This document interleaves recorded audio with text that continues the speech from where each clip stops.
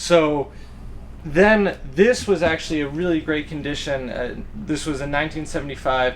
The body and the frame are 1975 Triumph Spitfire.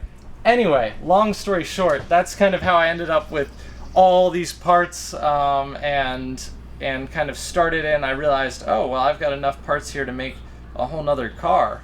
And the original one I started out on, the 1968, like I've put a ton of time into that project, and I really wanted to do it to the highest level possible.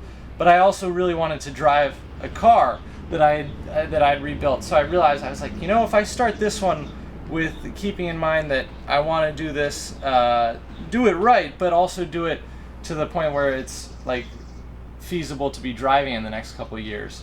Yeah, so that was when it first came, but that all got every single piece there, like the dashboard, the seats, the steering wheel, the windshield, like all of it got taken out. So it looks like this after that. Yeah, one, car restorations are a lot more time and money than I would have ever expected.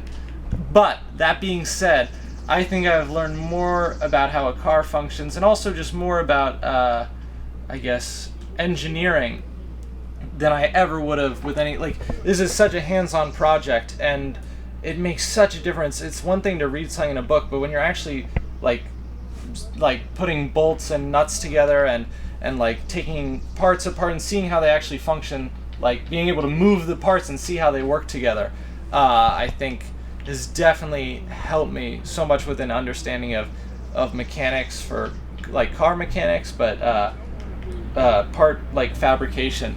That's also been another huge thing, learning how to make parts, or I guess how to fix things, make things more efficient. Like, it feels like yesterday that I started off. I remember I came in spring term of my freshman year, and I really wanted to make a wine opener for my dad, because he runs a vineyard, and so he's really into wine, and I thought that would be a cool thing to make. So that was like, I remember that project alone was super time intensive, and it was much more challenging than I had originally thought. But I think right away I was like, this is so cool, just working with metal, and especially having like where you had to have everything super precise and line up properly. But yeah, that was kind of my introduction to, I guess, engineering and metalwork.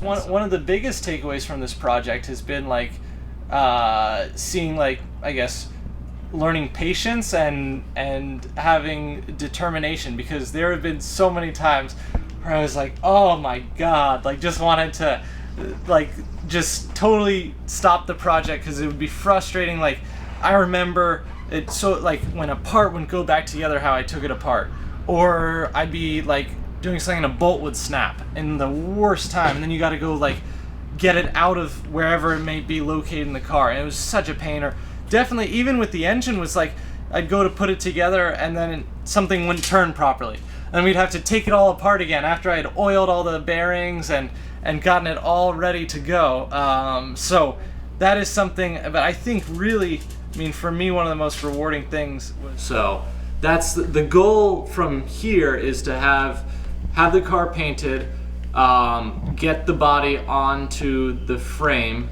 hook up electrical. There's minimal stuff to do, like brake lines, fuel line. It all takes longer though than one would. Like, I was like, oh, this will be 2 seconds, and it definitely gives an appreciation for the amount of time, especially if you're learning something for the first time. Like, I was blown away. Just yesterday, I wanted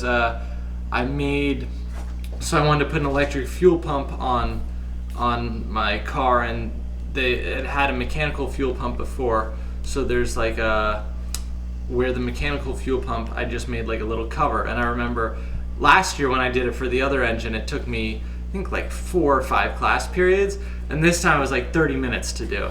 So it's like, it shows how once you've done something once, it goes much quicker the second or third time or fourth. So yeah. So I got the steering and suspension hooked up. It's kind of neat when you can see it all out, like now exposed, because there's nothing covering it up. But you can kind of see how, as the coil compresses, how that moves the entire assembly from these wishbones. Now there's spacers here to adjust that haven't been put in, but basically that the wheel can move up and down freely like that. Oh, that's right. I think the video of the engine starting would be really cool. Yes, 'Cause definitely. That was such a good moment for you. No, that was such it was such a rewarding moment, because it was like finally I'm like, oh yeah, this is why I did all that work. Just thank you so much, Gordon, because I feel like I would not be nearly where I am now without all your help. You got the